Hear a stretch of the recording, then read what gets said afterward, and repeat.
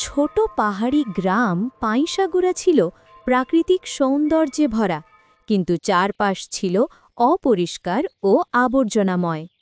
গ্রামের শিক্ষিকা অনামিকার প্রতিদিন মন খারাপ হতো এই মলিনতা দেখে। গ্রামবাসীরাও কেবল অন্যের দিকে দোষ দিত আর সরকারের জন্য অপেক্ষা করত, কেউ নিজে থেকে কিছু করত না। অনামিকা চাইতেন পাইসাগোড়া হোক পরিচ্ছন্ন ও সবুজে ভরা। একদিন ক্লাসে ছাত্রছাত্রীরা যখন গ্রামের নোংরামি নিয়ে অভিযোগ করল, তখন অনামিকা শান্তভাবে মহাত্মা গান্ধীর সেই বিখ্যাত উক্তিটি বললেন, আপনি নিজে সেই পরিবর্তন হন যা আপনি সারা বিশ্বের মধ্যে দেখতে চান। তিনি ছাত্রছাত্রীদের বোঝালেন, পরিবর্তন শুরু হয় একটি ছোট পদক্ষেপ দিয়ে, আর অপেক্ষা না করে কাজ শুরু করার সিদ্ধান্ত নিলেন। পরের দিন থেকেই অনামিকা নিজের রূপান্তরের অভিযান শুরু করলেন। ছুটির পরে তিনি স্কুলের খেলার মাঠের আগাছা পরিষ্কার করা ও মাটি তৈরি করার কাজ একা হাতে শুরু করলেন।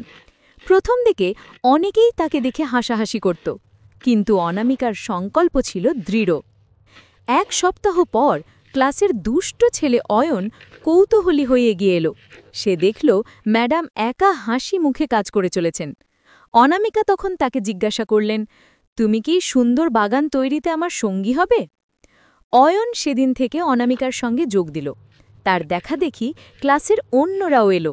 অল্প কিছুদিনের মধ্যেই স্কুলের খেলার মাঠের এক কোণ থেকে ময়লা বিদায় নিল, সেখানে জন্ম নিল নানা রঙের ফুলের চারা।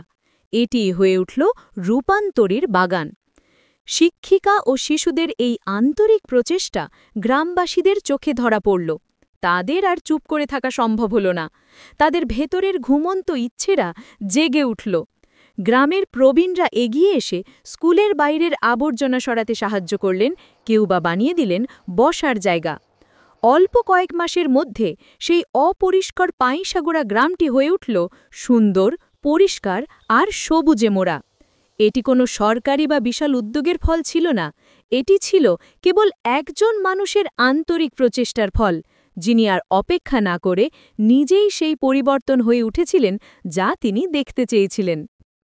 গল্পের মূল শিক্ষা: এই গল্প আমাদের শেখায় যে অভিযোগ না করে নিজেই উদাহরণ তৈরি করা উচিত।